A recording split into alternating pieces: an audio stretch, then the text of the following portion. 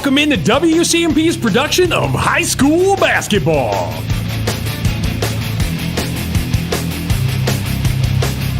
And now let's head to the court with Game Day Gilman.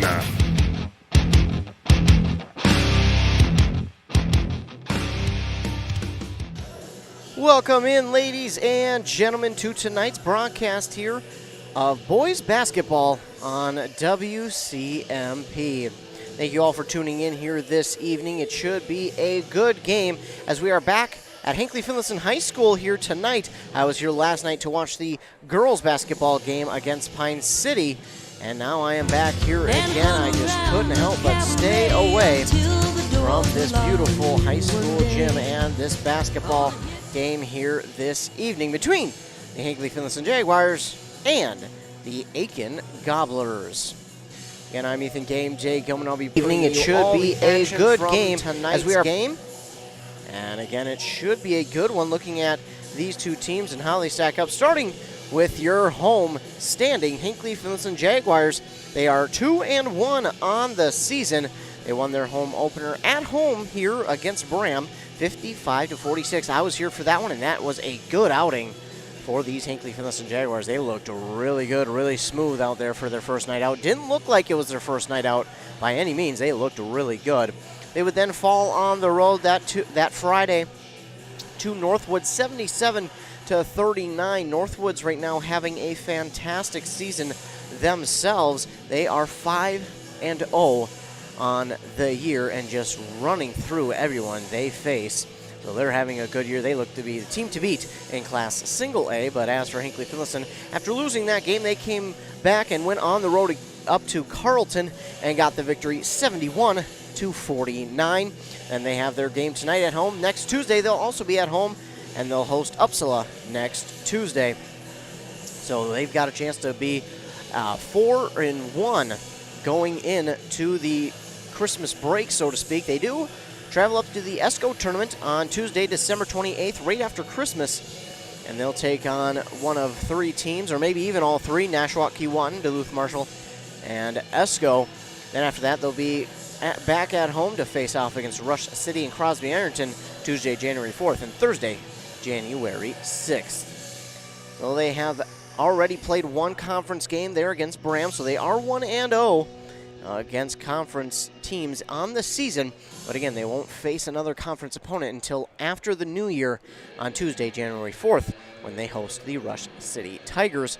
The Rush City Tigers are having a good year themselves. They're 4-0 on the season. They've beaten Ogilvie, Bram, Mora, and North Lakes Academy. Now, Mora, a lot of people thought this might be the team to beat in Class 2A after a strong outing last season, but they wound up falling in the later rounds of the playoff to Sauk Center in a good battle.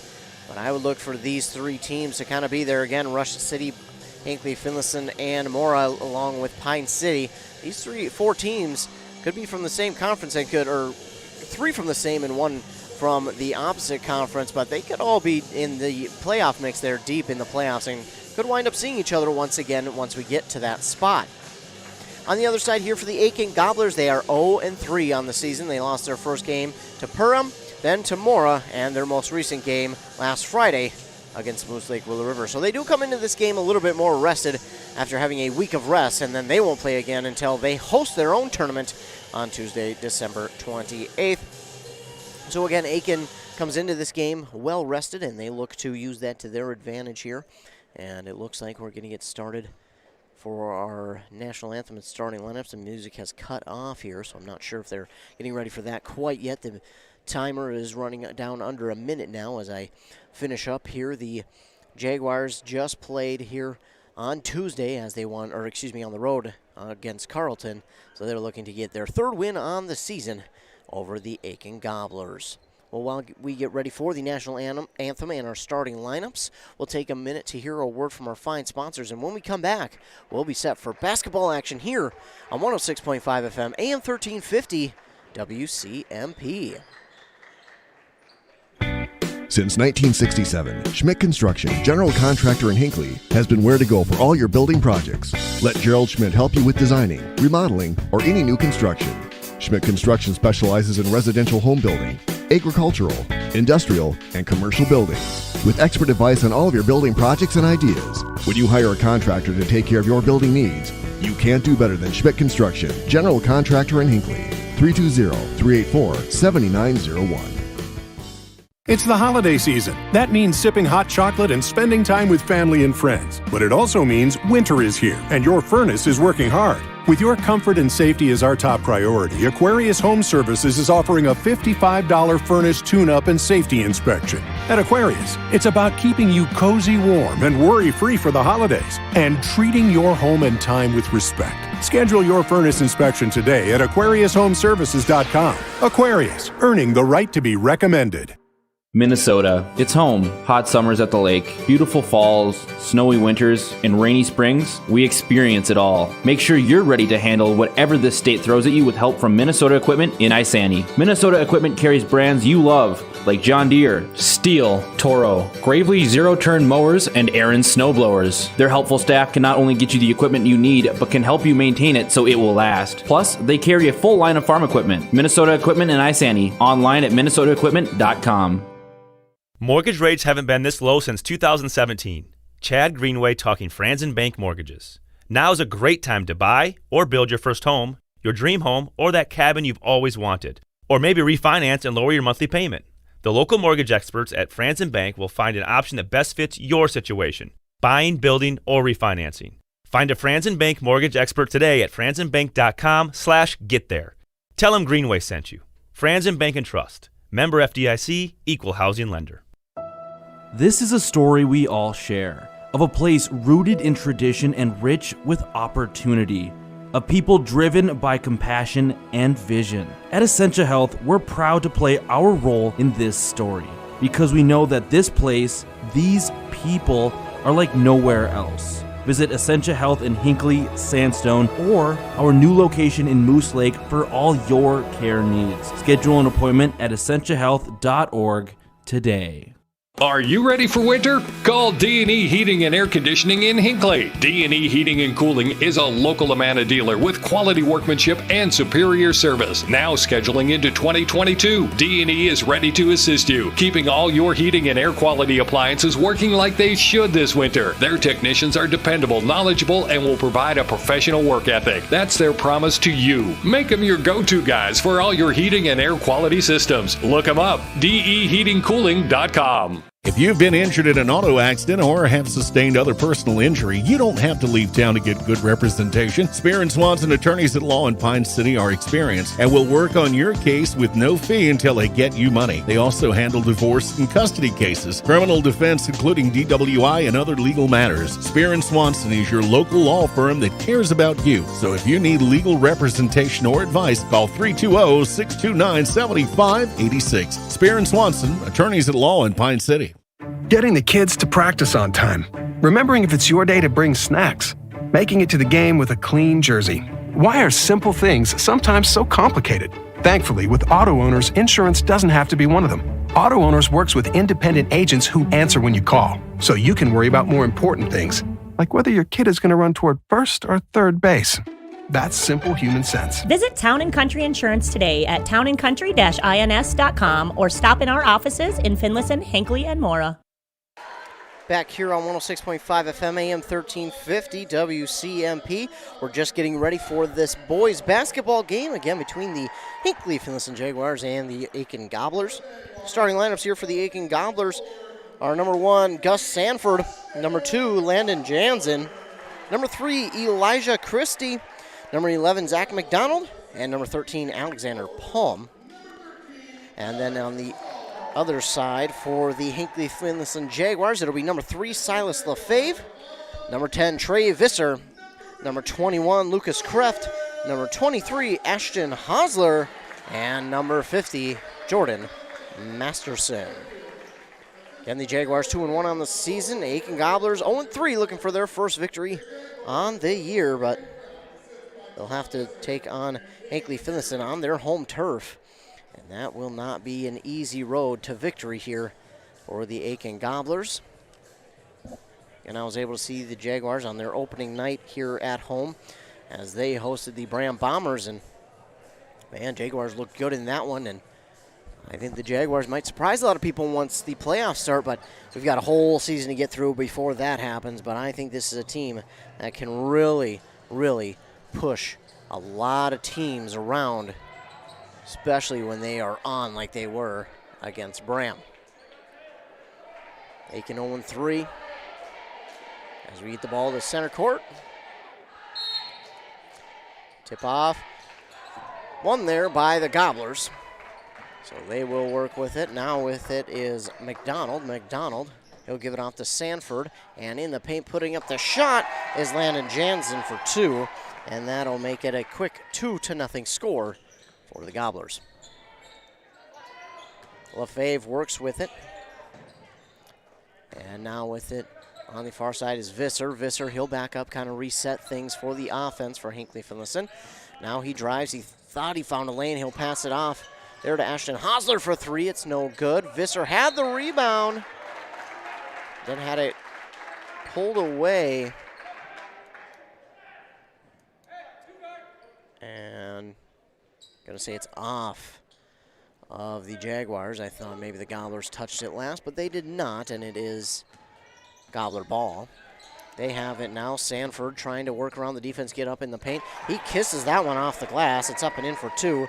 Make it 4-0. LaFave trying to get around the defender. Almost had that ball knocked free. LaFave, again, has got some very good ball handling skills, but the defender, McDonald, working well on him. And LaFave wanted the 3. Instead, he'll give it off to Lucas Kreft. Kreft now stops. He gives it to Visser. Visser found a lane. Instead, he'll step back for 3, and that's good. Trey Visser will get the first points on the board for the Jaguars. It's 4-3, 16:30 to go here in the first half. Sanford has it, now gives it off to Jansen. Jansen on the far side to Christie now. Christie gives it to McDonald. McDonald back to Jansen. Jansen, he'll give it off, and this is going to be stolen away by Ashton Hosler. Laid up in for 2. The steal and the 2 for Hosler, and he gives the Jaguars a 5-4 lead. Trailed 4-0, but Jaguars quickly back into the lead. Sanford with it. Now gives it off to Palm. Palm, that's the first time he's touched the ball tonight. Palm with it, will give it to Jansen. Jansen wants to drive inside. That one gets blocked, and Masterson will grab the Jaguars' first team foul of the night. Good job, though, by Masterson to get in the way there and not allow him the free run to the basket. They are going to call it a shooting foul. And Jansen is at the line to shoot 2. His first one is no good.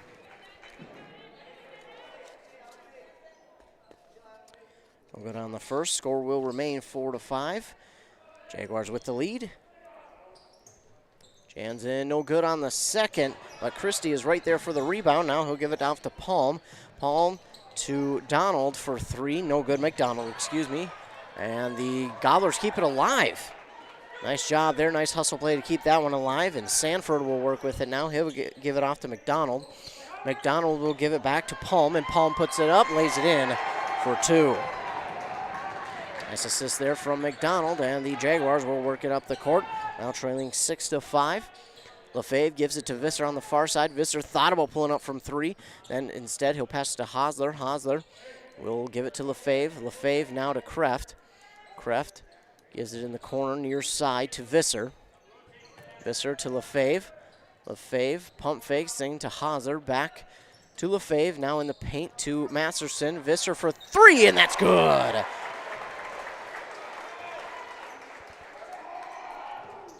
Eight to 6, excuse me. Jaguars with the lead. Gobblers have it back. McDonald, he wants to drive. Instead, he'll pass it off to Jansen. Jansen shot, wow, in a lot of traffic, but it's up and good. And that'll tie things up at 8 apiece, and then we're going to get a quick timeout, an early timeout here with 14:45 to go in the first half, tied at 8. And the timeout there called by the Hinckley-Finlayson Jaguars. Leading the way for them right now is Trey Visser. He has 6 points. 4 points on the other side for Jansen. And then the other 4 points are split among 2 other players for the Gobblers. Hot start for Trey Visser. He's 2 for 2 from 3. Ashton Hosler got a steal of his own and then took it the distance to lay it in for 2. Jordan Masterson got an assist as well. So early timeout called here by Hinckley-Finlayson after the Gobblers tied up at 8. Inbound here from Kreft to Lefebvre, and Lefebvre, deep pass to Hosler. Hosler will give it back to Lefebvre. Now on the far side corner to Kreft. Kreft passes it to Hosler, now to Visser. Visser wants to drive. He gives it off to Masterson. Masterson will look to pass it to someone. He does to Lefebvre. Lefebvre thought about the 3, and get a whistle. It's going to go against Hinckley-Finlayson, so they'll have to give it back to the Gobblers, and they'll take it over. Checking in for them is Jalen Williams.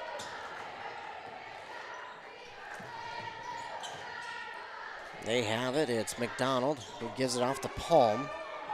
Palm now to Williams. Williams trying to get around the defender Visser. He will give it off to McDonald. McDonald now to Palm. Palm thought about passing inside, instead a cross-court pass on the far side to Sanford. Sanford drives, puts up the shot. It's no good off the front of the rim. Jansen gets the rebound. His shot's no good. He gets his own rebound, puts it up and in for 2. Jansen grabs his own rebound and extends the lead now to 2. Lefebvre, a tight pass to Kreft, now to Hosler in the far side. Hosler will put up the 3. That is no good off the front of the rim. Maybe rush the shot just a little bit. The pass in the paint to Palm. It's no good. And nice job there by the Jaguars to not get the foul. Kreft with the rebound. Now Visser on the opposite side for 3. Visser has not been able to be stopped from 3. That's another one. That's his 3rd. Make it 11-10. And the Jaguars retake the lead. What a shot there from Visser. Sanford has it. He'll pull up a jumper, and that's no good. Rebound by Visser. Jaguars up the court quickly with it. Lefebvre passes it in the paint to Jordan Masterson, who gets it in for 2. Hope any of you weren't wearing headphones there. I apologize. Probably just destroyed your eardrums.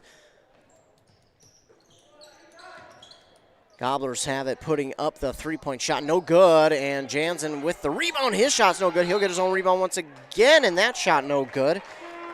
Jansen, he has done a great job so far tonight of grabbing the rebounds.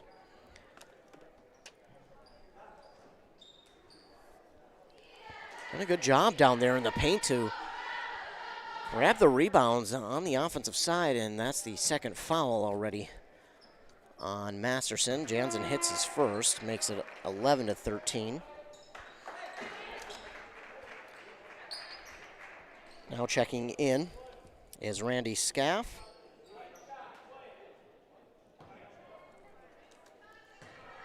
Also in as Jansen misses the 2nd of 2 free throws. Also in is Levi Degerstrom.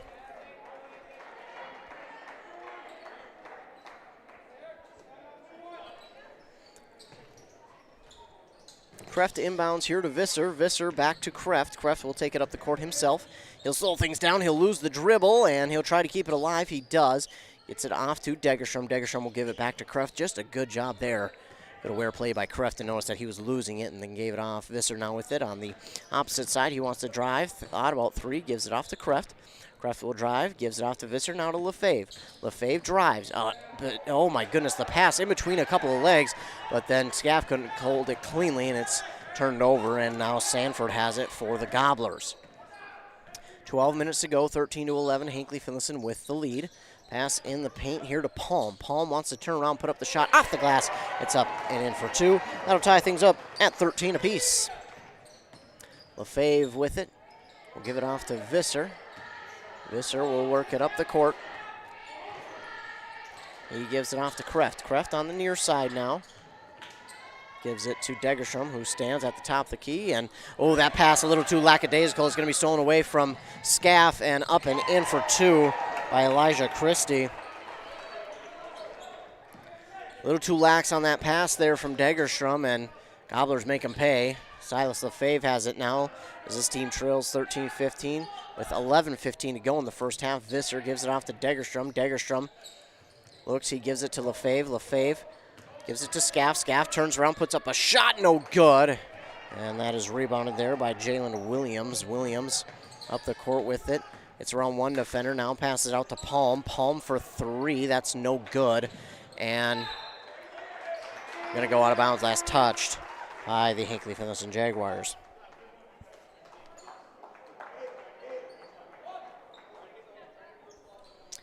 So the Gobblers will hold on to it here. 10:57 to go, they lead by 2. Christie looks to inbound, he does, he gives it off to Brecken Williams, I believe. No, that was not Brecken Williams, but on the shot and made good, Jalen Williams. That was Braden Smith who checked in. Silas Lefebvre trying to work around the defender. He does. He gets it off to Visser now. Visser wants to pass. Gives it to Lefebvre. Lefebvre top of the key. Give it right back to Visser on the near side. Visser gives it in the paint. Kreft, he wants to drive a little bit further inward. No good. Visser somehow got the ball back. And now on the pass it is blocked and going to be taken away by the Aitkin Gobblers. They'll slow things down a little bit, and Williams gives it off now to Christie. Christie drives, pulls up from the free throw line, no good, and Scaff will get the rebound. Silas Lefebvre spins around, puts up the shot, no good. He can't get it to fall. Rebound there by Christie. Nifty little move there by Silas Lefebvre, but just unfortunately couldn't get it to fall. That's Braden Smith with it now. Smith almost passed, went out of bounds, but Palm corrals it. Braden Smith with it. Palm again with it, gives it off to Micah Lane. That's going to be stolen away by Randy Scaff. Good job by just getting himself in the passing lane and taking it away. Now almost taken back by the Gobblers, but Silas Lefebvre will hold on to it, and he'll get it off to Visser. Visser with it. Team trailing 17-13, 9:15 to go first half. Lefebvre gives it to Scaff. Scaff wants to drive, has a little bit of a lane. Instead, a slow roller to Lefebvre under the basket. He gets his own rebound on the miss, gives it to Trey Visser, who puts it up and in for 2. Make it 17-15. Jaguars still trailing. Williams with it. He'll give it off to Christie. Christie, he wants to drive. Instead, he'll give it back to Lane. Lane holds on to it, and now he'll pass it off to Williams. Williams drives just inside the three-point line, gives it off to Palm. Palm now to Smith. Braden Smith working around the perimeter, gives it off to Lane. Lane will give it to Christie. Christie gets the ball, and he'll give it off now to Palm. Palm stands top of the key, gives it to Braden Smith. Smith, he drives, pulls up from the free throw line, and drops it in. 19-15, Gobblers with the lead. Lefebvre getting around the defender Williams. He'll pass it to Degerstrom on the far side. Now in the paint, gives it off to Kreft for 2. And the assist from Degerstrom will make it a 2-point game, 19-17. And now trying to drive inside was Christie. Instead, he'll pass it back out to Palm, now to Smith. Smith pulls up from 3, no good. Rebound there by Palm. And Scaff with the block, and he get called for the foul as the ball goes out of bounds. 7:46 to go first half. 19-17, the Gobblers lead, and Scaff will get his first foul, the team's 3rd. And Palm will go to the line and shoot 2. Palm, who has 4 points here in the first half of their 19. He's good on the first, making it 20-17. Masterson will check in. Kreft will check out. Also checking in is Hosler.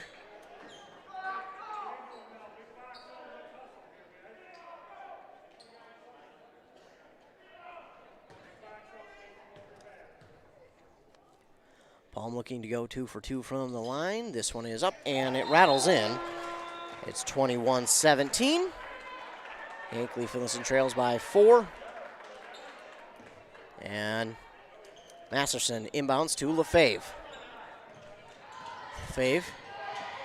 Oh my goodness, the ball handling skills get around the defender. He'll now give it to Hosler. Hosler to Masterson to Scaff to Hosler. Hosler spins around in the paint. Somehow didn't lose the ball.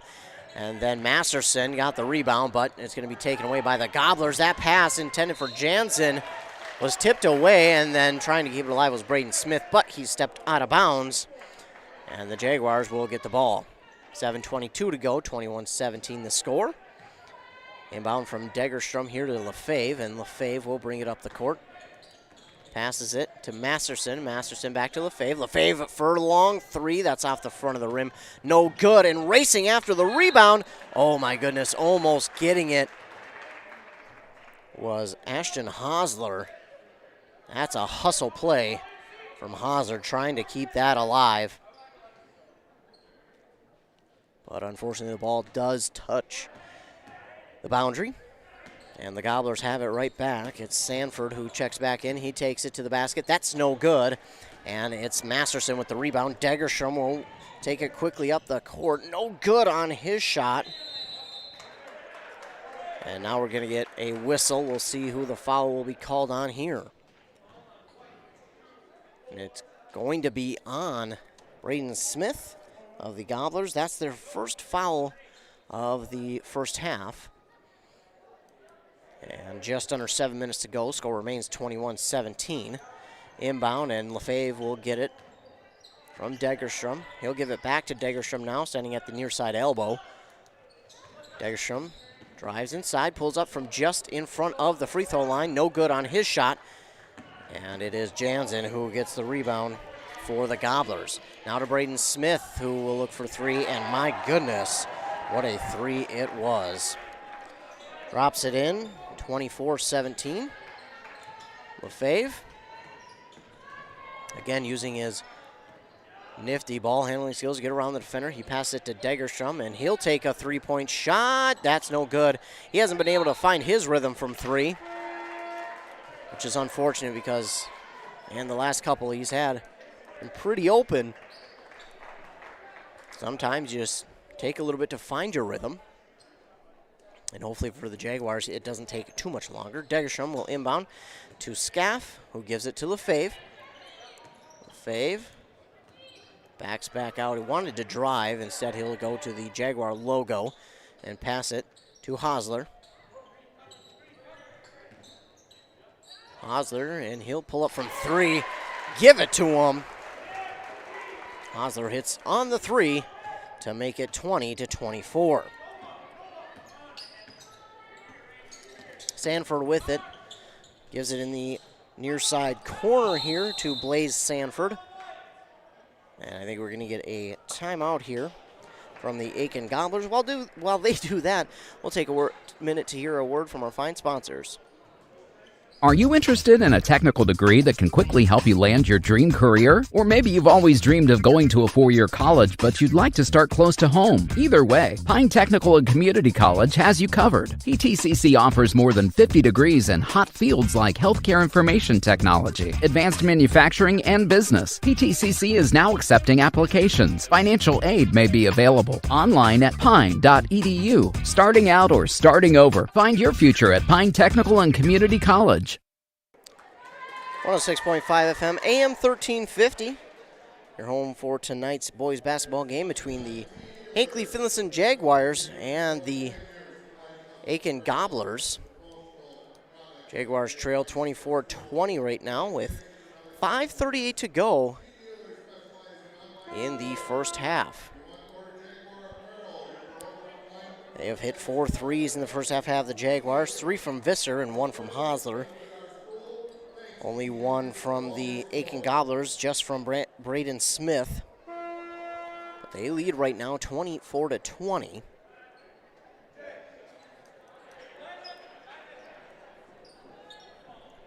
Been a pretty clean, quick-moving first half. Only 4 total fouls here between these two teams, and we get set to resume out of the timeout. It's Sanford who will start with it off the inbound pass. And then he'll give it off to McDonald. McDonald stops his dribble, gives it off to Williams. Williams pass all the way across to Sanford on the far side. Right back to Williams. Williams drifting to his right. He'll stop, give it to Jansen. Now gives it to Palm. Palm dribbles out of a double team, and he'll give it to Williams. And that ball nearly stolen by Hosler. It's going to be hit out of bounds. Last touch by Hosler, but there's a good job there. The pass to McDonald, nearly stolen away by Hosler. And he almost got another steal and took it the distance. So it's Williams who will give it to McDonald. McDonald now to Sanford. Sanford all the way across court to Williams for three, and that's good. Williams for three. And it's 27-20. Lefebvre, he gets around a couple of defenders. He'll get it out to Scaff for three, and that's good. Randy Scaff for three on the assist from Lefebvre. That makes it 27-23, and Scaff says, I see your three, and I'll match it. So it's a 4-point game once again for the Jaguars. Palm has it. Ooh, quick whistle there. I'm not a big fan of that call. Thought Masterson was there. He didn't get a push, but refs do not agree. That's going to be his third. And Visser's going to check in, for Masterson. Unfortunately, that's Masterson's third, so he's going to have to sit for a little bit. They don't want him to get out of this game. Sanford inbounds to Smith for three, and that's no good. And there for the rebound is Visser. Visser will get it back and give it up to Lefebvre. Lefebvre wants to drive, nearly travel. Oh, no. They're going to get him for the travel. That's a close one. I think you have to call it, but I would have been, and I'm certainly sure that the Jaguars would have been okay if he didn't call that. Got to call it, though, as his foot did slip. Sanford with it, gives it back to Williams. Williams back to Sanford on the near side for three, and that's no good. And Jansen along with Smith there for the rebound, and that pass just negligent, stolen away by Lefebvre. He gives it off to Hosler, up and in for two. Just a beautiful, beautiful steal from Lefebvre. And then got it to Hosler for the two. It's 25-27 in the paint. Jansen, and he's been working in that paint here tonight, and he has done a good job. 29-25, and looks like we're going to get another timeout call. 3:25 to go here in the first half. Jags trail by 4, but the Jaguars have done a good job of getting some steals here, creating points off those turnovers as well. Lefebvre, Hosler, and Scaff all have a steal. Scaff also hit a three not too long ago. He was wide open. He said, why not? He put it up and matched the three that the Gobblers hit not long before that. But they still trail by 4, 29-25 with 3:25 left in the first half. Again, Jansen has been the big scorer here tonight for the Gobblers, and it's really no secret as to what they're trying to do. They're trying to work it on the perimeter and almost put up a shot from three, just kind of banking on the fact that Jansen's going to get the rebound, put up a shot, and he's going to get it to fall. And that's kind of what's been working for him so far, and I don't need to change it if it's working. Visser will work with it off the inbound pass out of the timeout. He'll step back, put up a three, and that one's no good. Scaff right there for the rebound. He's going to get the rebound once again, no good, but on the one shot, he is fouled, and he'll go to the line and shoot two. This foul is going to be on Palm, his first, the team's second. And Scaff at the line. This one is up and no good. So Scaff no good on the first, and he'll look to convert on the second.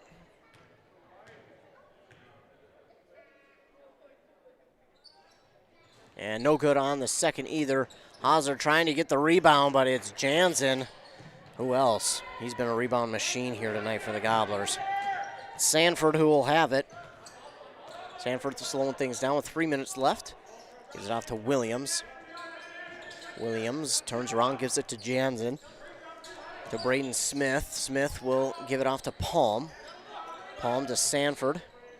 Sanford, quick pass to Braden Smith for three, and the near side corner, no good. Sanford tried to drive in to get the rebound, but I believe they're going to get Sanford on the foul.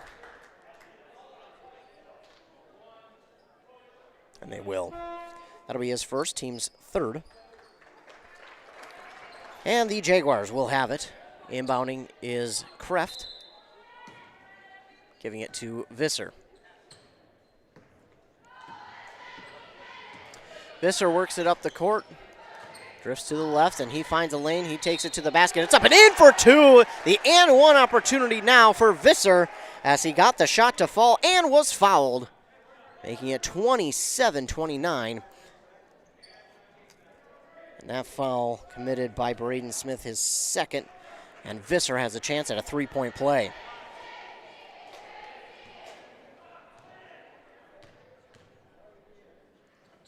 Visser's free throw no good.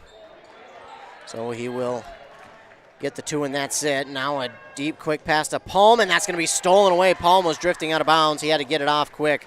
But Visser is right there in the passing lane for the steal. Visser now trying to convert more points off of a turnover. Thought about driving, gives it off to Degerstrom. Degerstrom will give it to Kreft.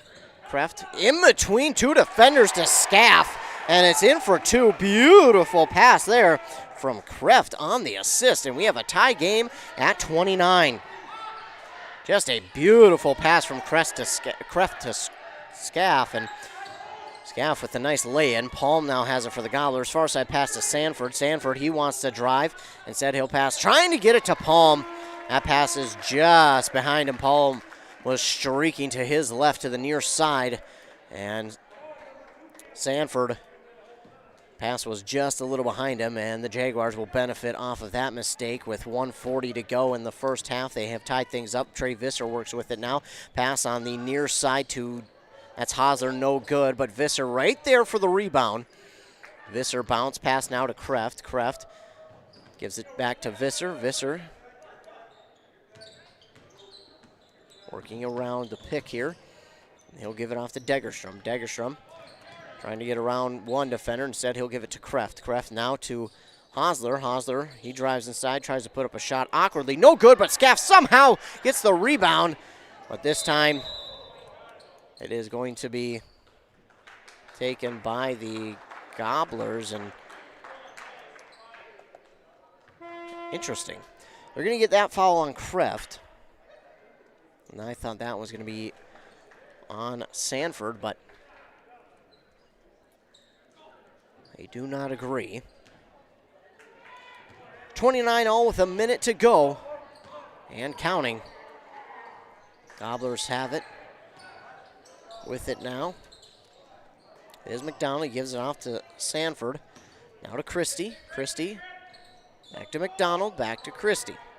He'll give it to Sanford. Sanford on the near side. Back to Christie. Far side pass is to McDonald. Right back to Christie, right back to McDonald. They're trying to set up a three-point shot, I believe, and Christie sees that one go through his hand. You can see the panic set in as he watched it go through his hand, but instead they'll get it off to Sanford now as he corrals it. Far side pass to McDonald, who does have a chance at three, but this is no good. Rebounded by Trey Visser. Trey Visser with the rebound. He gives it to Kreft. Kreft, he wants to drive. And I don't think the shot is going to count. As the foul is on Elijah Christie. That's their 5th team foul. Both teams now have 5. Inbound pass is to Hosler. To Degerstrom, now to Kreft for 3. That's good. Lucas Kreft from 3 gives the Jaguars a 32-29 lead. Sanford trying to get his man McDonald for the last-second shot, but he stepped out of bounds, and the Jaguars are going to get a chance at a last-second shot to extend their lead before the end of the first half. What a half it has been here for both teams. Inbound is to Dagerstrom, and then Visser tries to shoot it from long range, well off the mark. But the Jaguars fight back from the deficit they faced, trailing by as much as 5 there in that first half, to now lead by 3. A back and forth first half between these two teams, and it was a good one. And if that's any indication of how this game is going to go, we are in for an exciting second half. But while they take a break here for halftime, we'll take a commercial break and hear a word from some of our fine sponsors. When we come back, I'll recap the first half, let you know some of the leading scores from each side, and give you my keys to the second half for the Hinckley-Finlayson Jaguars. And you're listening to boys basketball here on WCMP. With high school sports season here again, Wellia Health wants to remind you that they want to help your athletes stay in the game. Sports medicine services are available at every Wellia Health campus. Whether it's the young athlete, the weekend warrior, or the accomplished athlete, injuries can happen. Get back in the game by calling the sports medicine experts at Wellia Health, 320-679-1313. Wellia Health. Live life well. When something is important to you, you'll do anything to make sure it's protected. You want someone you know, someone you trust to help you take care of it. That's why you need to work with Pine Insurance Agency and Auto Owners Insurance. With over 50 years combined experience, let the experts at Pine Insurance Agency help you protect what's important. Whether it's your home, car, farm, insurance, or loved ones, call them today to set up a free, no-obligation quote. Your local Auto Owners Insurance Agency is Pine Insurance Agency, located in a Northridge Center in Pine City. Since 1967, Schmidt Construction, general contractor in Hinckley, has been where to go for all your building projects. Let Gerald Schmidt help you with designing, remodeling, or any new construction. Schmidt Construction specializes in residential home building, agricultural, industrial, and commercial buildings. With expert advice on all of your building projects and ideas. When you hire a contractor to take care of your building needs, you can't do better than Schmidt Construction, general contractor in Hinckley. 320-384-7901. It's the holiday season. That means sipping hot chocolate and spending time with family and friends. But it also means winter is here, and your furnace is working hard. With your comfort and safety as our top priority, Aquarius Home Services is offering a $55 furnace tune-up and safety inspection. At Aquarius, it's about keeping you cozy warm and worry-free for the holidays, and treating your home and time with respect. Schedule your furnace inspection today at AquariusHomeservices.com. Aquarius, earning the right to be recommended. Minnesota. It's home. Hot summers at the lake, beautiful falls, snowy winters, and rainy springs. We experience it all. Make sure you're ready to handle whatever this state throws at you with help from Minnesota Equipment in Isani. Minnesota Equipment carries brands you love, like John Deere, Steel, Toro, Gravely zero-turn mowers, and Aaron snowblowers. Their helpful staff can not only get you the equipment you need, but can help you maintain it so it will last. Plus, they carry a full line of farm equipment. Minnesota Equipment in Isani. Online at minnesotaequipment.com. Mortgage rates haven't been this low since 2017. Chad Greenway talking Franzen Bank Mortgages. Now is a great time to buy or build your first home, your dream home, or that cabin you've always wanted. Or maybe refinance and lower your monthly payment. The local mortgage experts at Franzen Bank will find an option that best fits your situation, buying, building, or refinancing. Find a Franzen Bank mortgage expert today at franzenbank.com/getthere. Tell them Greenway sent you. Franzen Bank and Trust. Member FDIC, Equal Housing Lender.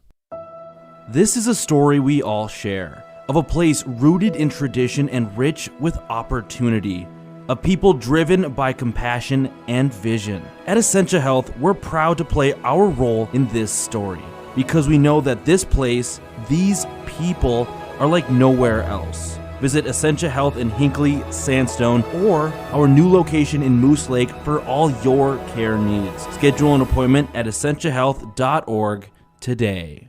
Are you ready for winter? Call D&E Heating and Air Conditioning in Hinckley. D&E Heating and Cooling is a local Amana dealer with quality workmanship and superior service. Now scheduling into 2022, D&E is ready to assist you, keeping all your heating and air quality appliances working like they should this winter. Their technicians are dependable, knowledgeable, and will provide a professional work ethic. That's their promise to you. Make them your go-to guys for all your heating and air quality systems. Look them up, deheatingcooling.com. Back here on 106.5 FM, AM 1350, or maybe you're watching this game live online at WCMPradio.com. The Hinckley-Finlayson Jaguars lead here at halftime over the Aitkin Gobblers, 32-29. Jaguars looking for their third win on the season and look to improve to 3-1. Meanwhile, the Gobblers are 0-3, looking to get their first win on the season. But right now, this game has been pretty back and forth. And early on, it looked like the Gobblers might dominate. They opened up with a 5-point lead, but then surrendered that as the Jaguars came back and then took the lead themselves. And then from there on out, it was a little bit of back and forth. The Gobblers held the lead here until about 3 minutes left. And that's when the Jaguars tied things up. And then right before half, they got the lead, 32-29. And the Jaguars were led in scoring by Trey Visser. He opened up the game with 3 straight three-point shots made and then ended with 2 layups, and he finishes the first half with 13. 5 points for both Lucas Kreft and Randy Scaff, 7 for Hosler, and then 2 for Jordan Masterson. You know, Masterson and Scaff have done a good job here this evening with rebounds and also with the assists as well. And Scaff, he also had a steal to help his team get on the board, so not a bad night there already for Scaff. And, you know, Hosler, he got a steal himself and scored off of it. A steal also for both Trey Visser and Silas Lefebvre. And Lefebvre, again, he is just all over the court. You have to be aware of where he is at all times because he will hurt you in just more ways than one. You know, he can hurt you with his ball handling, his dribbling. You know, he can go and shoot the three. He is not afraid to work and go inside the paint and shoot from inside there or underneath the basket. He will go down there and shoot with the big boys, and he will also go down and get some rebounds down there as he got a couple in the first half, but 4 or 5 assists there in the first half for him. That just kind of shows you what kind of player he is. He's not worried about scoring so much. He's just worried about getting his team to the best position, not only to score but also to win. That's what he wants to do for his team. On the other side, for the visiting Aitkin Gobblers, leading the way for them was Landon Jans, and he had all of his points come from inside that paint right underneath the basket, and a lot of them came off of the offensive rebound he'd grab. He'd grab the rebound off of a missed, long 2 or a long 3, and he would just grab it and throw it right back up and get it to fall. He shot 1 from 2 from the free throw line there in the first half, but early on it was like, oh my goodness, he is going to be a problem. And then the Jaguars kind of worked him out of the offensive game plan a little bit, and then they kind of got things going with some other players. Alexander Palm, he had 6 points. Jalen Williams and Braden Smith both had 5. They both each hit a 3. Williams hit a late 3 there. Braden Smith hit a 3 earlier on. Christie, he also had 2, and then Sanford also had 2 as well. But again, they do a good job of distributing the ball all over the place. They don't just run through kind of one player. One player doesn't just run through or run the offense. It is multiple players, and the Jaguars do a good job. But there in the first half, you seen who had the hot hand. It was Trey Visser, and they wanted to try and work him with the ball and try and get him into open spots a little bit more. And he shot a couple more threes, but missed on a couple as well. But again, sometimes when a guy has a hot hand and he opens up the game with such a hot hand like that, you just want to work in the ball, early and often and as soon as possible because, he's not going to see that all night long, and you might as well get him while he's hot. But the Gobblers did a good job there towards the middle of that first half to kind of slow them down and get things back on their side while Visser was out as well. But again, this entire Jaguars team, they support each other. This is a team that really does well. Really no one guy does the offense make. It is a plethora of guys, and they know how to work this offense, and they do a really good job. So we're just about a minute away from starting up this second half, and while we are so close, we'll take one more commercial break, and when we come back, we'll be set for the second half action here on WCMP. If you've been injured in an auto accident or have sustained other personal injury, you don't have to leave town to get good representation. Spear & Swanson attorneys at law in Pine City are experienced and will work on your case with no fee until they get you money. They also handle divorce and custody cases, criminal defense, including DWI and other legal matters. Spear & Swanson is your local law firm that cares about you. So if you need legal representation or advice, call 320-629-7586. Spear & Swanson, attorneys at law in Pine City. Getting the kids to practice on time. Remembering if it's your day to bring snacks. Making it to the game with a clean jersey. Why are simple things sometimes so complicated? Thankfully, with auto owners, insurance doesn't have to be one of them. Auto Owners works with independent agents who answer when you call, so you can worry about more important things, like whether your kid is going to run toward first or third base. That's simple human sense. Visit Town & Country Insurance today at townandcountry-ins.com or stop in our offices in Finlayson, Hinckley, and Mora. Jaguars will start with the ball. Lefebvre gives it to Kreft. Kreft had it almost stolen away there by Christie, but he'll get it back. Now Kreft gives it off to Masterson. Lefebvre on the far side for three. He hasn't been able to get that to fall so far tonight. And then Hosler got the rebound. And, looks like they're going to get him for a travel. So the Gobblers will take over. Only 30 seconds have gone by. And McDonald, he'll pass it to Sanford. Sanford, he drives. Far pass on the opposite side to Christie. Christie will give it to McDonald. McDonald back to Christie. He had that pass tipped. And now Jansen inside, no good. That one bounces twice, and Sanford got the rebound, and unfortunately that's going to be Masterson's fourth foul in this game, and he'll have to check out. That is really unfortunate. Him and Scaff are really good at rebounding, but Scaff will check in. Scaff, another good player for this team. McDonald will inbound, and he just misread how his team was going to set up there. And Visser with the shot, no good. Good defense by the Gobblers. Got to give him credit. McDonald. And now the shot from Christie's no good, and Lefebvre is right there for the rebound. Silas Lefebvre, he'll give it off to Hosler for three, no good, but Scaff is there for the rebound. And his shot is no good, but it's going to be a foul, and he'll go to the line and shoot two. That is going to be on Jansen, and that's his first. 32-29, and the Jaguars look to score first here in the second half. Scaff's first one is no good. Close to rolling in, but not close enough.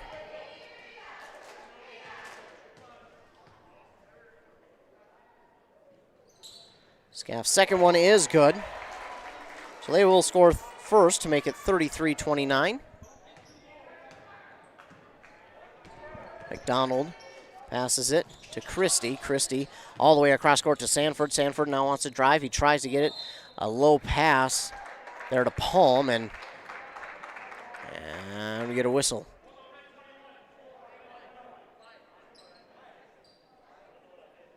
And this foul is going to be on the Jaguars. It's going to be on Kreft, his second, team's second of the second half. Palm will get the inbound pass. Gets it to Jansen, and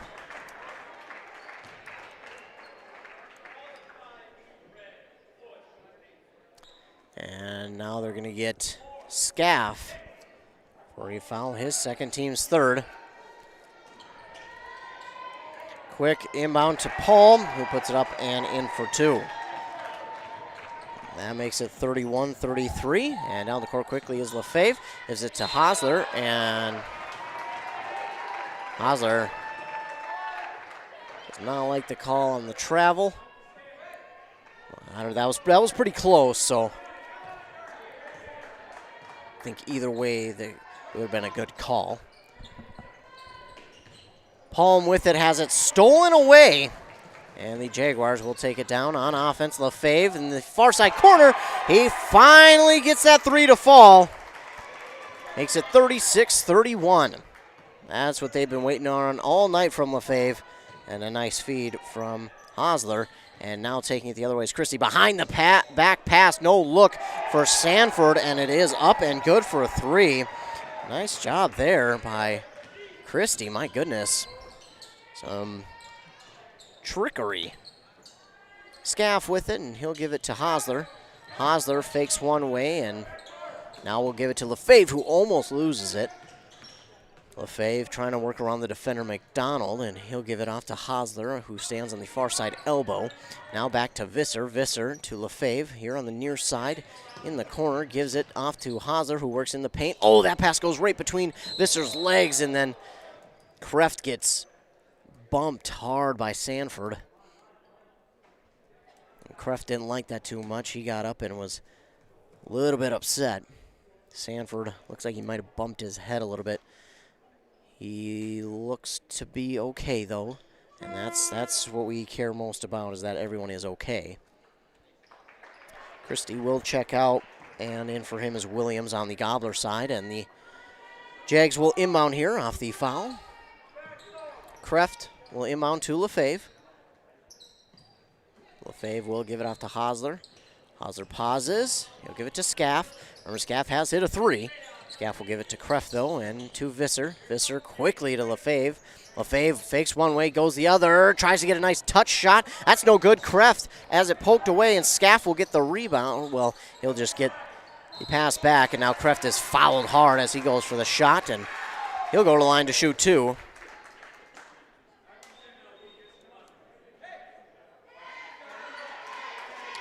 This foul is going to be on Williams, his first of the evening.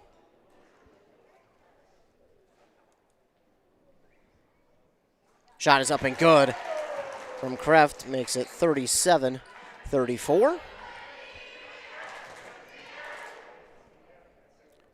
Kreft good on the first. And no good on the second. Still a 3-point game, though, and his team still holds on to the lead, 34-37. McDonald has it.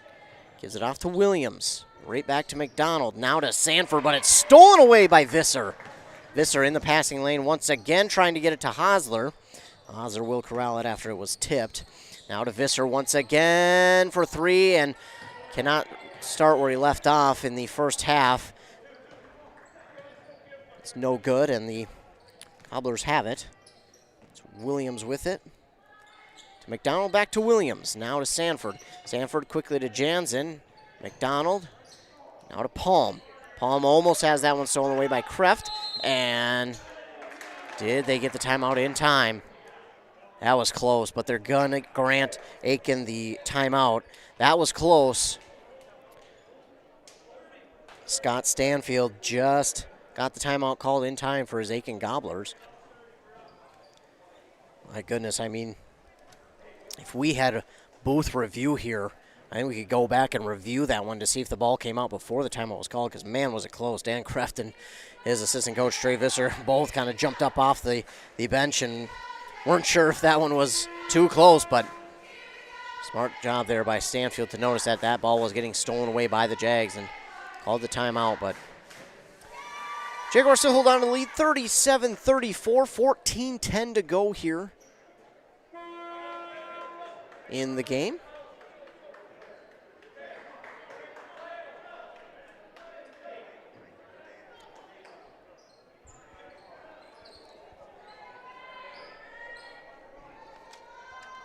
Both teams working themselves back out onto the court. Gobblers get set to inbound. It's McDonald who will inbound it, and he gets it there to Lane. Lane will put up the shot from short range, no good, and it's Kreft who gets the rebound. Silas Lefebvre, he has it. Wanted to give it to Hosler. Instead, we'll give it to Kreft. Kreft will now pass it to Hosler. Hosler double team, gives it right back to Kreft in the far side corner. Now to Visser. Visser to Hosler. Hosler working around. Gives it to Scaff on the no-look pass. I like the idea from Hosler. I thought it was a good move. But the pass just passed, or just in front of Scaff. McDonald will give it to Williams, and Williams will dribble, and now he'll pick up his dribble, and he'll give it to Smith, and now Smith to McDonald. Back to Smith. To Williams, who thought about 3. He's double-teamed, and he was close to traveling there. Luckily, he kept his toe planted. He gives it, and then we'll get it back from Smith, and now we'll give it right back to Smith. Now to McDonald. McDonald wants to drive. He will pass it out to Williams for 3, who's no good, and that is going to go out of bounds off of a Gobbler, and the Jaguars will take over. Kreft will inbound to Lefebvre, and Lefebvre up the court. Gives it to Hosler on the far side elbow. He works around the defender, found an open lane to the basket. Nice move there by Hosler. Gobblers quickly up the court. And a long three from Braden Smith. He's no good. And that ball is going to roll out of bounds. And it will be Jaguar ball. 12:46 to go here in the second half. Jags with the lead, 39-34. Krefft will inbound. He'll get it to Lefebvre. And trying to use his dribbling skills to get around the defender, and he does. He'll give it to Visser now, and Visser to Krefft. Krefft to Scaff. Scaff pauses, gives it to Visser. Visser thought about three. He fakes, and now will no-look pass to Scaff for three. Scaff for three. Nice job there on the assist from Visser. And Scaff makes it 42-34. What a beautiful shot from Scaff. Now this pass to Palm for the Gobblers, and that pass is tipped. It was intended for Braden Smith. Visser again in the passing lane. My goodness. The times he has been in the passing lane tonight is just tremendous. Seems like each and every pass the Gobblers are making, they have to make sure that Visser's not there because he's getting a hand in it. Gobblers inbound it back. It's Williams with it, who gives it to Smith. Back to Williams, and now to Sanford. Sanford to Smith. Now to McDonald. Right back to Smith. And to Williams. Williams to Sanford. Sanford for long two. He'll get it to drop. Sanford for the long two. Gets it to fall, and now the Jaguars will take it up the court. Lefebvre. Pass to Hosler, turns around, puts it up, in for two. Another assist for Lefebvre. To Hosler, it's 44-37. Williams has it for the Gobblers. He'll give it off to McDonald. Now to Smith. Right back to McDonald. Smith thought about the long three. Now it's Sanford. Now to Smith. Will take the long three, and my goodness. He got it to fall. Give him credit. 44-40. Now after the long three from the Gobblers, and then all of a sudden coming back with the three himself. Or they're going to say it's a long two from Lefebvre.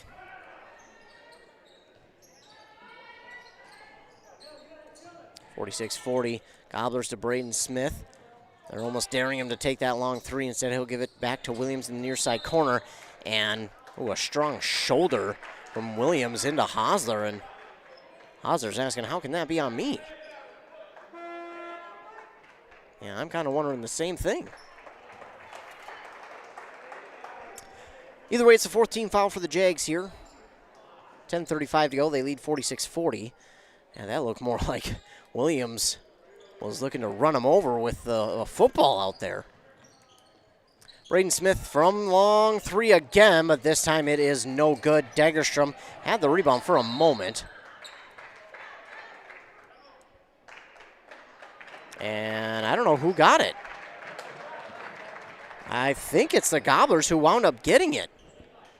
So the ball rolled around for a little bit, and I believe the Gobblers got it. So the Gobblers will hold on to possession here.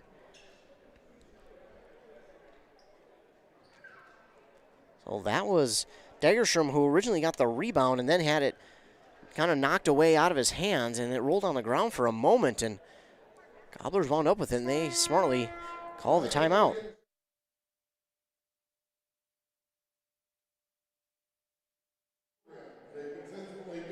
So the timeout, 32nd by the Gobblers. 10:24 to go, 46-40 here in the second half. Jags led 32-29 at halftime. Now lead by 6, and they're looking to continue to extend this lead that they have got. They have 14 fouls here in the second half to the Gobblers 3.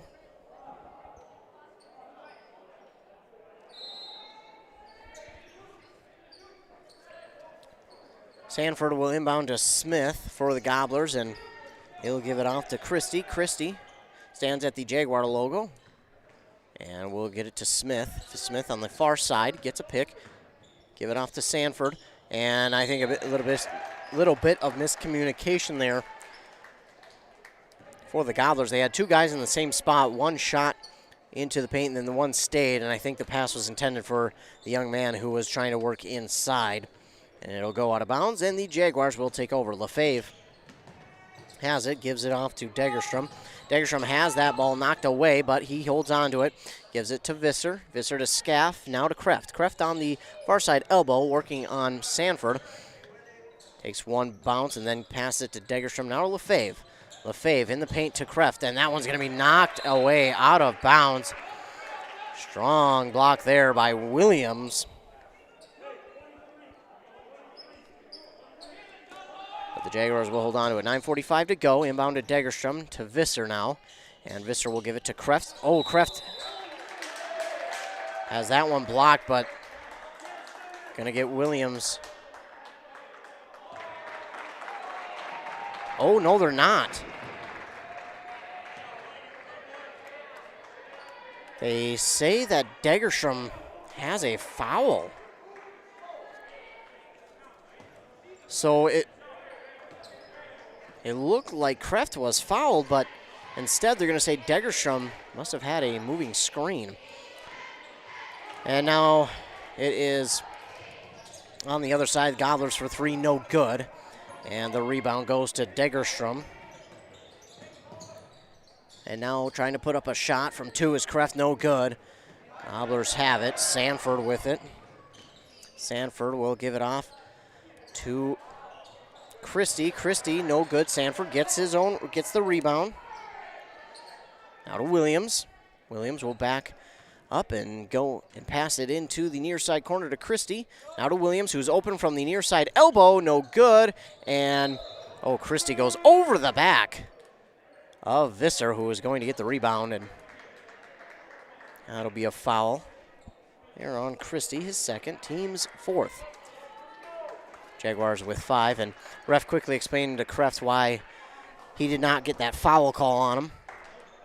Kreft will check out meanwhile, and Lefebvre will get the inbound pass here from Hosler, who checks in for Kreft. Lefebvre to Visser. Visser on the far side. Now to Degerstrom, to Scaff. Scaff's hit a couple of threes tonight. He'll give it to Visser, to Hosler. Hosler drives inside. Nice job. He's going to get fouled as he went up for the shot. And Hosler is going to go to the line and shoot 2. 15 foul on the Gobblers, and that is the second for Jalen Williams. 46-40, 8:33 to go. Oh, no, not a shooting foul. I'm going to say it happened before he wanted to put up the shot, and Hosler will quickly inbound it to Degerstrom. Degerstrom back to Hosler, now to Lefebvre. Lefebvre makes sure to keep that ball away. Gives it off to Degerstrom. That one's swatted away, and now going to be stolen away here by Christie. Lefebvre.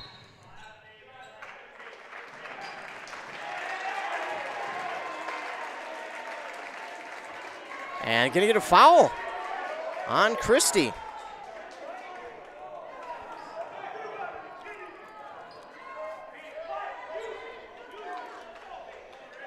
Gobbler fans and coaches not too happy about that call on Christie, but he extended that arm a little bit out too much on Lefebvre as he was trying to get around him. 8:15 to go, and Visser falls. And this will be a foul on the Gobblers, and that'll give them their 7th. And Williams will get his 3rd. He'll check out of the game.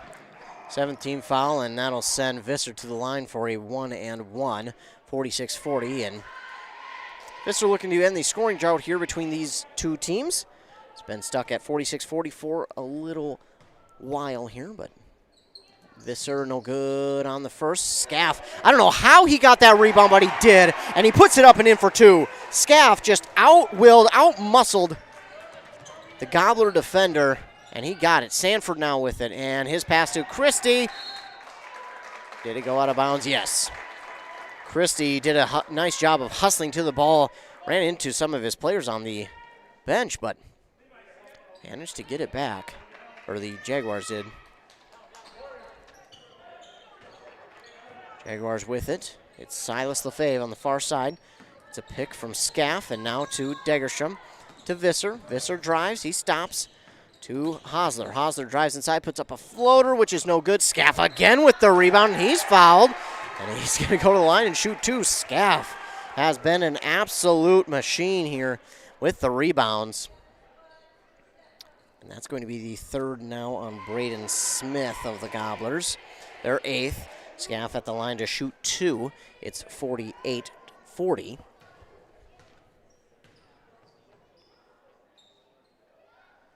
Scaff's first one, no good. He's only hit one of his free throws here tonight so far.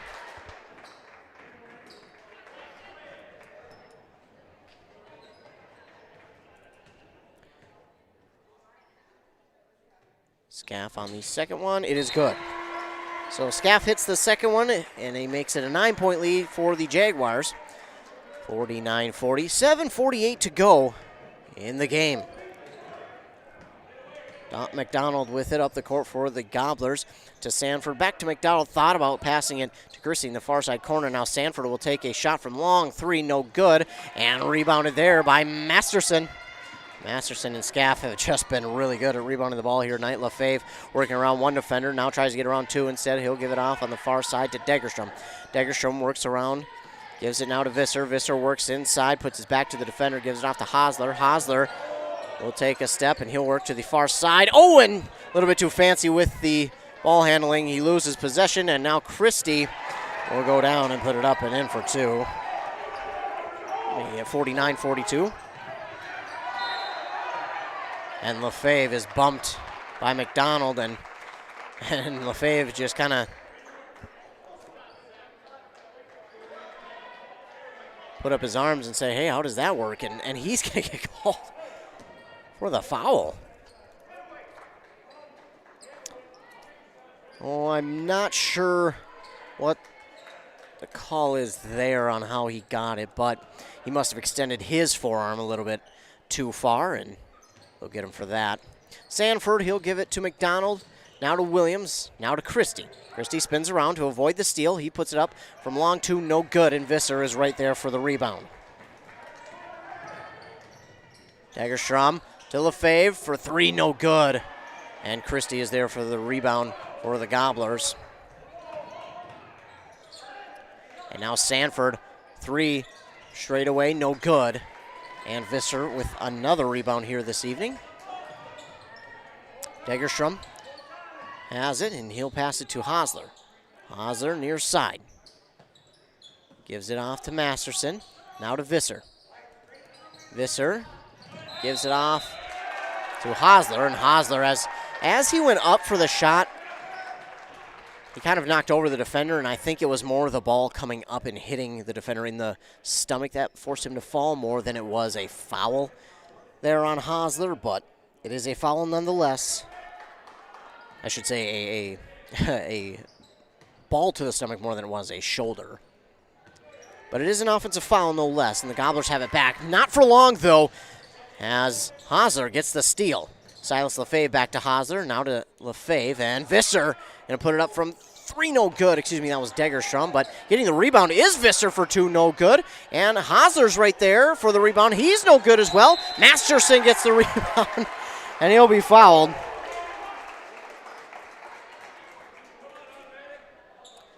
And Masterson will go to the line and shoot two. Ninth team foul here for the Gobblers, and the fourth on Williams. He's had four this half, unfortunately. Masterson looking to extend the Jaguar lead off the back, and then on the front. Falls out, no good. 49-42 with 5:45 to go here in this game.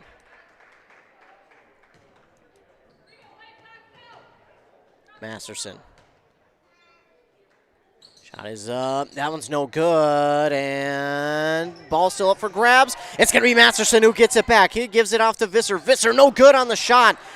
And the Gobblers have it. Trying to work out of the defense was Christie. And now the ball going to be squirting around. And Going to go out of bounds. It'll be last touched by the Jags. Inbounded here to McDonald. McDonald to Christie. Christie almost loses it. Oh, they're going to call a foul there on the Jags, and I got to strongly, respectfully disagree. And that is going to go on Degerstrom, his second. He was going after the ball, and I thought he had all ball, but did not.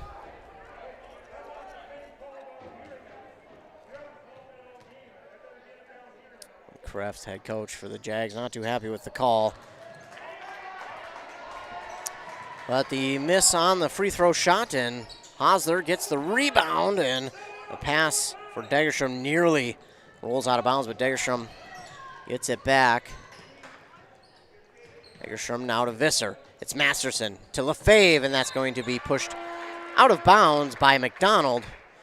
And luckily for the Jaguars, it did, because my goodness, he had nothing but open court. 5:07 to go, 49-42. Degerstrom will look to inbound here for the Jags.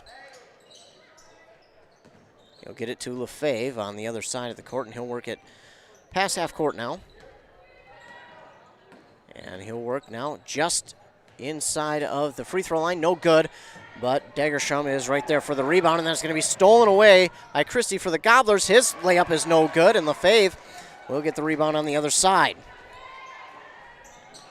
To Hosler for three. That's no good. And getting the rebound for the Jags is Degerstrom. And they're going to call him for a travel. That's another one I'll respectfully disagree with. Again, respectfully, I respect these refs and all that they do. They have a tough job out there. They're not professionals. They are human beings. Let's remember that. 4.5 minutes to go, 49-42, Jaguars with the lead. Christie gets the pass to Jansen, and then Visser tries to block it away, but I believe they're going to get him on the foul, and he'll go to the line and shoot a 1-and-1 will Jansen.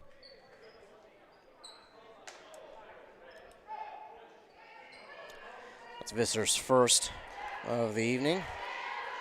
Jansen at the line to shoot a 1-and-1. 4:24 to go. 9 team fouls now for each team. Jansen's first one, up and good. He's been pretty good shooting the ball tonight. 43-49. Masterson and Degerstrom check out. Scaff and Kreft in. 4:24 to go. And no good on the second one was Jansen. And the rebound by the Jaguars. Lefebvre gets it in past the defenders. Man, he had magic in his shoes there, but unable to convert on the layup. And now for three on the other side is McDonald. We're going to get a foul call, I believe, on the Gobblers. Or is it a travel? Nope, though it will be a travel. Wasn't sure. Visser will work it up past half court, and he'll have it poked out by Williams. He'll watch it roll out, and sometimes that's just the smartest play, because if you go after it and it slips, well, then it's going out of bounds off you, and it's going to be a turnover. Kreft inbounds to Lefebvre. Under 4 minutes to go. His team leads 49-43. Silas Lefebvre will give it to Visser. Visser spins around, puts up a shot off the backboard, no good, and he'll get his own rebound somehow. Now to Lefebvre for three, no good. And I think the Jaguars called a timeout before Lefebvre could get that three off. And they did. And with that, we'll take a quick commercial break. Are you interested in a technical degree that can quickly help you land your dream career? Or maybe you've always dreamed of going to a 4-year college, but you'd like to start close to home. Either way, Pine Technical and Community College has you covered. PTCC offers more than 50 degrees in hot fields like healthcare information technology, advanced manufacturing, and business. PTCC is now accepting applications. Financial aid may be available online at pine.edu. Starting out or starting over, find your future at Pine Technical and Community College. 3:42 left here in the game. Jaguars lead 49-43. Not a lot of scoring here in the second half for both teams, but it's been an entertaining second half nonetheless. And this should come down to the last minute or so. A 2-possession lead here for the Jaguars. 2 possessions, as in Gobblers would need to hit 2 threes.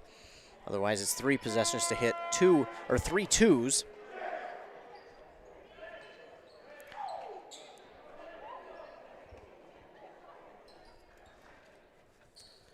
Jaguars will get set to inbound. It's Kreft.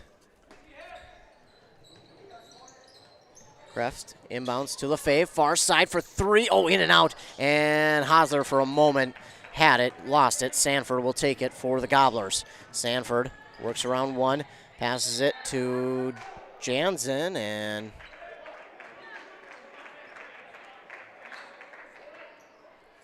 gonna be a foul on Visser.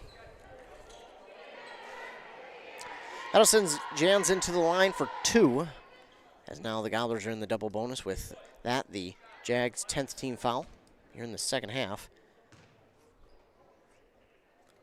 First one up, no good by Jansen, and this compared to the first half, a lot more fouls. We had 10 between both teams, 5 each, and now we have 10 for the Jags and 9 for the Gobblers. Jansen's second one is up and good. He makes it 44-49.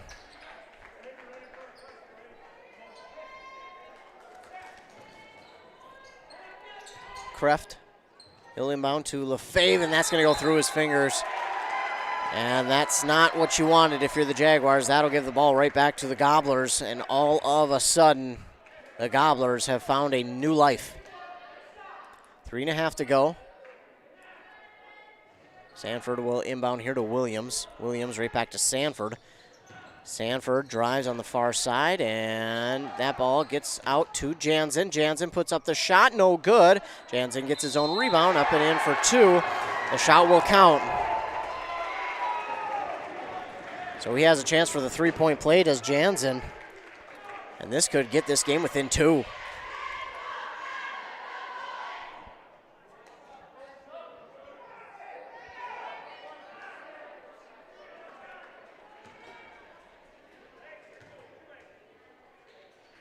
Jansen shot up, no good. But he manages to hit the rebound. And he'll go to the line again. And this foul going to be on Kreft again. That he committed the other foul, and now he has 4. 49-46. Jansen, no good on the first.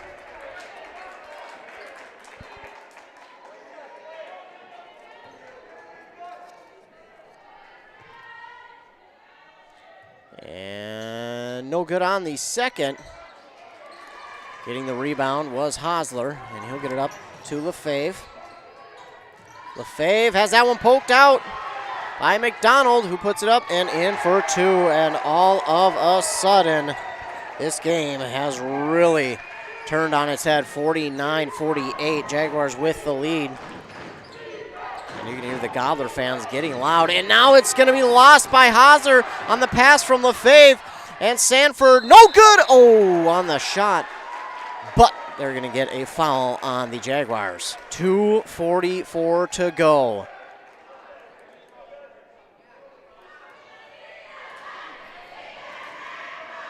Give me the third on Visser, and yeah, the Jaguars going to call a timeout. They need one here. They need to regroup a little bit. Their offense has gone a little bit cold, and their defense, can't say they've really let up a lot because they really haven't. It's just been they've committed the fouls, and that's turned into opportunities at the line for Aitkin, and they've capitalized on some, but for your offense, you want them to get going. You know, I understand trying to protect the lead. You know, you don't want to not protect the lead and then get out of your game plan and watch the game get away from you, but I don't think that has been the game plan because they have certainly tried to get their shots to fall on the offensive side of the ball. the Gobblers have just been motivated here and have had good defense late in this second half. And if the Jaguars really need something right now, it's a shot from one of their guys. They need something like a long three to fall. They just need something, or an and one opportunity. They need something big. They need something big to get them going again. A block, a steal, fast break, something. They just need to get momentum back on their side, because right now it is favoring the Gobblers heavily. And Sanford is at the line for Aitkin. He'll shoot 2.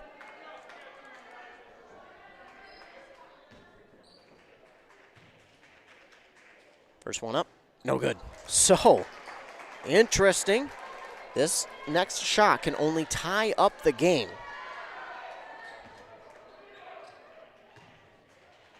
Shot is up, and no good. Rebound by Hosler, and I don't know how that wasn't a foul. And pass to Williams. 49-48, 2.5 to go. Kreft shaking his head. He wanted that to be a foul too. Now to Christie. Christie, he'll get it to Williams. Williams pulls up from 2. He gets it to drop. And the Gobblers take a 50-49 lead. LaFave working on the near side here, getting around one defender. Now we'll give it to Visser. Visser gives it to Kreft. Kreft, that pass is going to be tipped. LaFave will work it inside. No good. And, Scaff. Scaff pleading with the referee, saying that's off the Gobblers. And from my angle, I'd have to agree. He definitely had it for a moment, but then it was knocked out, I thought, by the Gobblers. What a turn. 2 minutes to go in this game. Gobblers lead 50-49. Christie with it. Now to Sanford for 3. No good.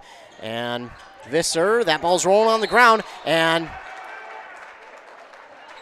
we get a jump ball or a timeout? Jump ball. Jump ball. Possession arrow favors the Jags. 50-49. 1:47 to go.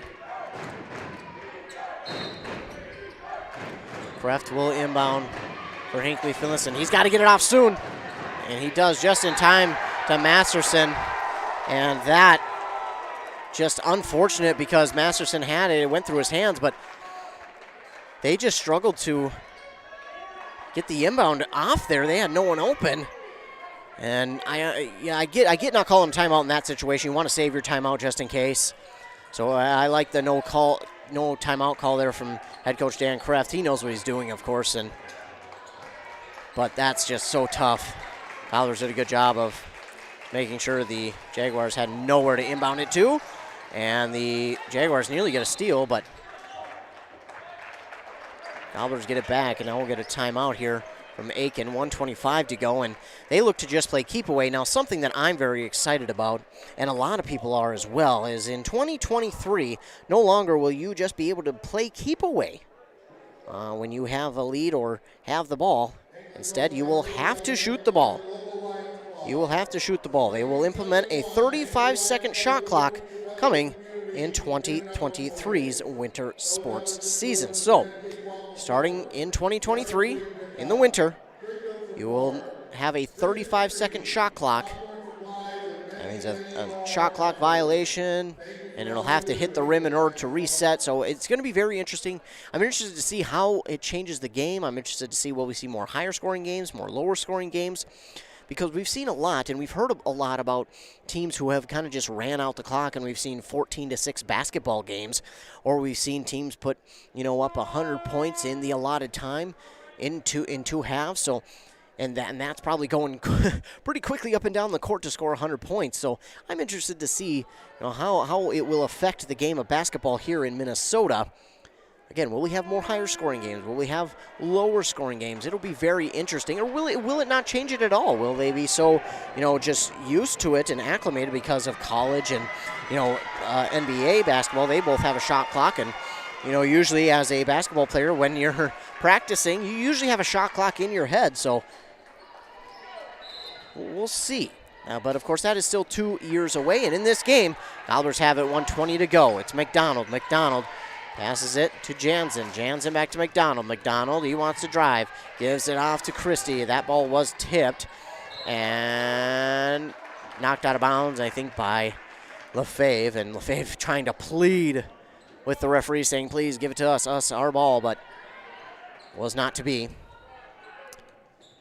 Gobblers will inbound.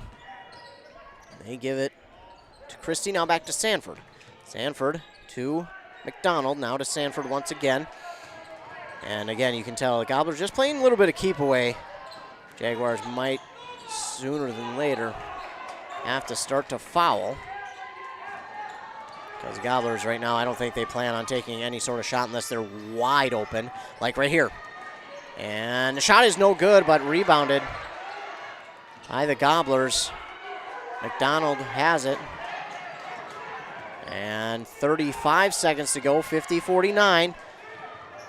Drives inside, that's knocked away. Scaff has it to Lefebvre. Lefebvre, he's going to work around the defender, puts up the shot, it falls! And Lefebvre goes to the line for an and one opportunity, giving the Jaguars the lead right back, 51-50. 25 seconds to go. What a shot from Silas Lefebvre. And he'll be at the line for the and one opportunity to get this to a 2-point lead for the Jags. That is exactly what they needed. They got the steal, and now Lefebvre looking for the three-point play. Lefebvre gets it. It's 52-50. Gobblers maybe looking for the last second shot. They're taking their time getting it up the court. And now the Gobblers will take their last timeout here. 21 seconds to go.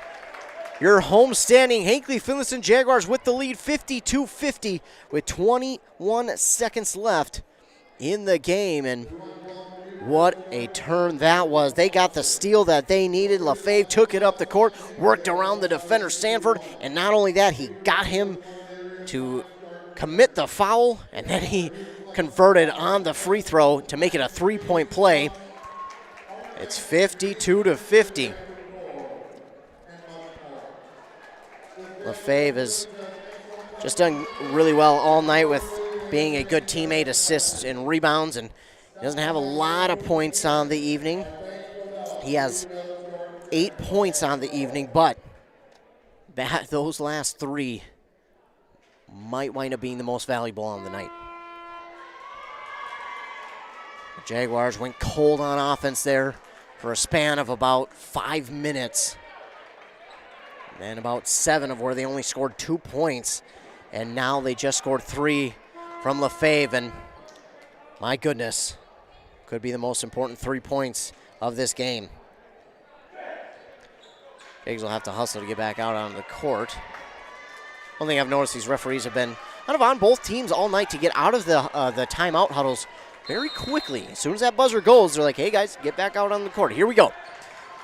It's Christie with it. Christie with 15 seconds left, and he'll give it off, and throwing it off the defender was Williams with 8 seconds left, 7 seconds left, 5 seconds left. Jansen, he's going to work inside. He's going to put up the shot. It's no good. Williams, oh no, Williams was fouled. 1.1 seconds to go. And I believe the Gobblers go to the line and shoot to 1.1. It's going to be Williams at the line. 7 points for Williams, and he's at the line to shoot 2. If he misses 1, do they miss the other to try and get the rebound and get the shot to fall to tie it? And you would think you'd have to. Can't imagine that you have any time to try and foul on the defensive side. Meanwhile, Hauser was the one who committed that foul. There you go. So they'll have to miss this one, get the rebound, and put up a shot. 52-50, 1.1 seconds left. Williams missed his first free throw, and the Jaguars are going to call a timeout. Oh, my goodness. What a game. The Jaguars lead 52-50, 1.1 seconds left on the clock. Williams was fouled by Hosler, and he missed his first free throw, and now they'll have to miss the second, try and get the rebound, put it, and grab that rebound and quickly throw it up into the basket to try and get the 2-point to fall. Otherwise, game is over. Well, head coach Dan Kreft going to tell his team probably that and just say, hey, get the rebound. Worst case scenario, they do get the rebound, put it up for 2, and you go into overtime. Best case is you'll get the rebound and they don't foul you. But there is a chance that if the Jaguars do get a rebound, and I'm sure that's what the head coach Scott Stanfield is telling the Gobblers, hey, if they get the rebound, foul. Foul, foul, foul ASAP. Do not let any time get off the clock. If you see them grab the ball, foul them as soon as they get it. Here we go. 1.1 left. Williams at the line to shoot a free throw. He'll more than likely try and miss it. 52-50. Jaguars with the lead. Here we go. Williams, he'll miss it on purpose. No good. Masterson with the rebound, and the Jaguars get out of here with the victory. 52-50. Hinckley-Finlayson gets out of here with the victory over the Aitkin Gobblers and improved to 3-1 on the season. What a finish to this game between these two teams. My goodness. Final again, 52-50. Jaguars get the victory over the Aitkin Gobblers. We'll take a commercial break. When we come back, I'll recap this game, let you know what's coming up for Hinckley-Finlayson and also for WCMP. You're listening to Boys Basketball right here on 106.5 FM and AM 1350. With high school sports season here again, Wellia Health wants to remind you that they want to help your athletes stay in the game. Sports medicine services are available at every Wellia Health campus. Whether it's the young athlete, the weekend warrior, or the accomplished athlete, injuries can happen. Get back in the game by calling the sports medicine experts at Wellia Health. 320-679-1313. Wellia Health. Live life well. When something is important to you, you'll do anything to make sure it's protected. You want someone you know, someone you trust to help you take care of it. That's why you need to work with Pine Insurance Agency and Auto Owners Insurance. With over 50 years combined experience, let the experts at Pine Insurance Agency help you protect what's important. Whether it's your home, car, farm, insurance, or loved ones, call them today to set up a free, no-obligation quote. Your local Auto Owners Insurance Agency is Pine Insurance Agency, located in a Northridge Center in Pine City. Since 1967, Schmidt Construction, general contractor in Hinckley, has been where to go for all your building projects.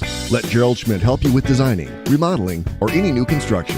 Schmidt Construction specializes in residential home building, agricultural, industrial, and commercial buildings. With expert advice on all of your building projects and ideas. When you hire a contractor to take care of your building needs, you can't do better than Schmidt Construction, general contractor in Hinckley.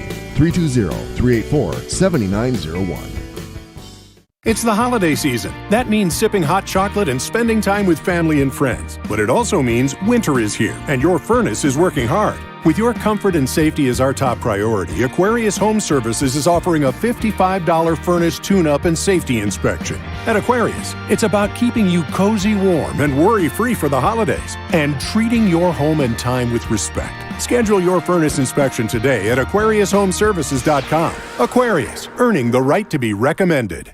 Minnesota. It's home. Hot summers at the lake, beautiful falls, snowy winters, and rainy springs. We experience it all. Make sure you're ready to handle whatever this state throws at you with help from Minnesota Equipment in Isani. Minnesota Equipment carries brands you love, like John Deere, Steel, Toro, Gravely zero-turn mowers, and Aaron snowblowers. Their helpful staff can not only get you the equipment you need, but can help you maintain it so it will last. Plus, they carry a full line of farm equipment. Minnesota Equipment in Isani. Online at minnesotaequipment.com. Welcome back here on WCMP. Wow, what a game we just had here at Hinckley-Finlayson High School. The Jaguars get the victory 52-50 over the Aitkin Gobblers. My goodness, what a game it was. In the second half, the Jaguars led 32-29 coming out of halftime. But then the Gobblers came back with a vengeance, and they never led here until they scored that 50 points. And then they led only by 1 point off of a couple of free throws, and then it was Mr. Silas Lefebvre. His teammate got a steal. They got it to him. He worked past Sanford. Sanford got the foul, and Lefebvre got the ball to fall, and he got the and one opportunity, converted it, and it was 52-50. The Gobblers got it back up on their side.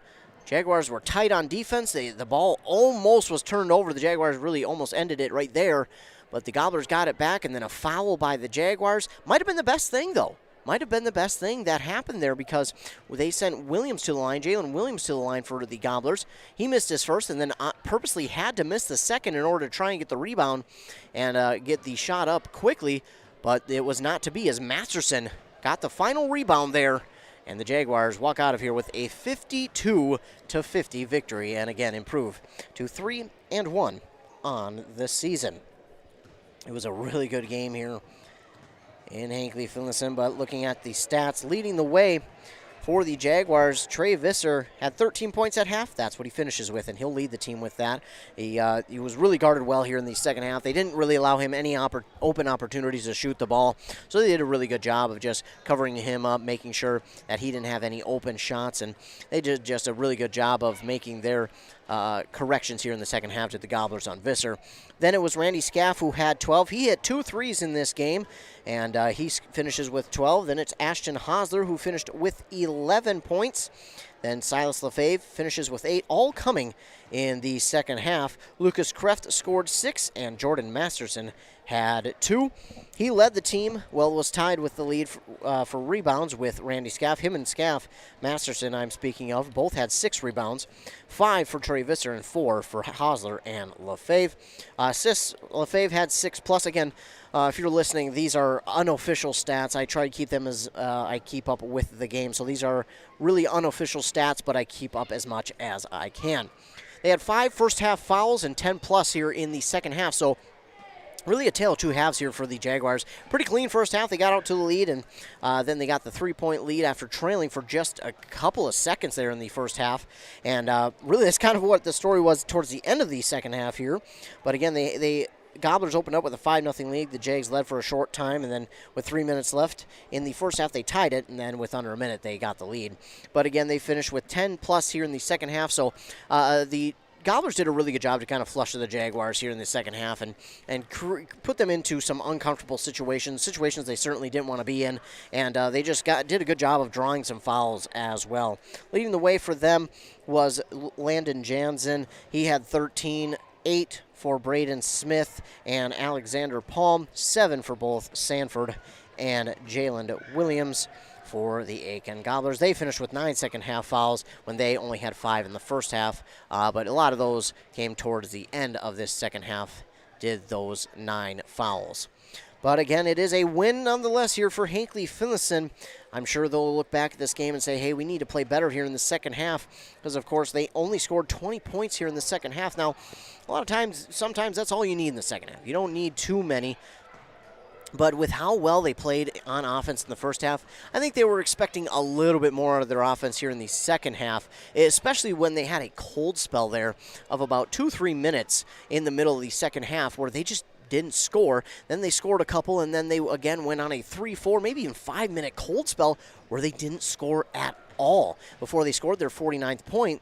And then it was only until close to with under a minute left, that Silas Lefebvre, off of a steal from his teammate, scored and converted on the and one, and that's when they held the lead here after watching it fall to the Aitkin Gobblers, who held it, and it did not look good because the Jaguars were just trailing. They looked to be just kind of gassed, and that they just needed something to go their way. They needed a big break. They needed that break that they got on the steal, and Lefebvre went down and converted on the layup and also the 3-point opportunity. So that was the big break I was talking about that they needed. They got it, and they converted, and that really changed the look of this game, because then you could just tell the Gobblers were extremely flustered, and they really had no idea how to kind of come back from that.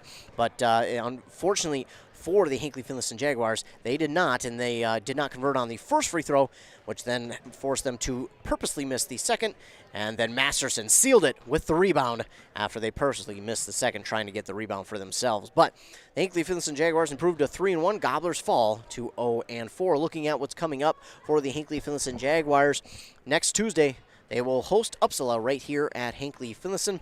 That'll start at 7 p.m., and then that'll be it until after Christmas, when they will travel up to the ESCO tournament on Tuesday, December 28th. And then they won't play again until after the New Year. They'll play on Tuesday, January 4th, at home against Rush City, and that Thursday on the 6th, they'll host Crosby Ironton. Then their first game will come that Friday on the 7th against Mille Lacs. So it never stops. It never ends. There's no rest here for the Hinckley-Finlayson Jaguars. Small rest for about 6-7 days between next Tuesday's game and the ESCO tournament, but again, they'll still be practicing in between there. They'll still be getting in shape and conditioning.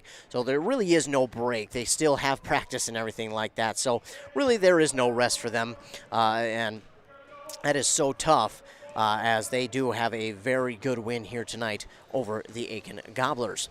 Coming up for WCMP's broadcast schedule, we're off until tomorrow, and you can listen to the Coach's Corner live at A&W with me, Ethan Game Day Gilman.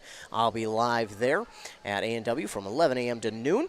But other than that, our next games we will be broadcasting on Monday, when we'll be broadcasting Bram versus Swanville basketball, Mora versus Chisago Lakes basketball as well. And then next Tuesday, we'll have a whole load of games. We'll have more girls and boys basketball. And then next Thursday, we'll have our final game before Christmas. That is Pine City versus ESCO. That starts at 3. And then our lone game after Christmas before the New Year's is boys basketball, Bram versus Barnum. So it's a busy schedule coming up here right before Christmas, but I assure you it will be a fun one, and it should be a good one as well. And the Jaguars, they're going to be happy to go into the weekend as they get the victory over the Aitkin Gobblers, 52-50. I want to thank all of you who tuned in tonight. Thank you so much, whether you listened on the radio, 106.5 FM, AM 1350, or watched live online at WCMPradio.com. Thank you so much for tuning in here this evening. You witnessed a very fun one and an exciting one down to the very end. But again, I want to thank you for all tuning in. I want to thank all of our fine sponsors. Of course, we can't do without them, so I want to give a huge shout out to all of the sponsors who sponsored this broadcast. For WCMP, I'm Ethan Game Day Gilman. Have a great rest of your weekend.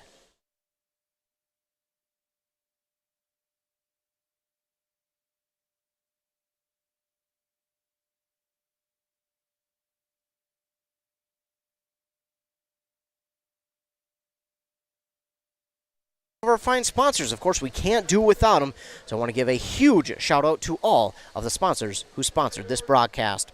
For WCMP, I'm Ethan Game Day Gilman. Have a great rest of your weekend.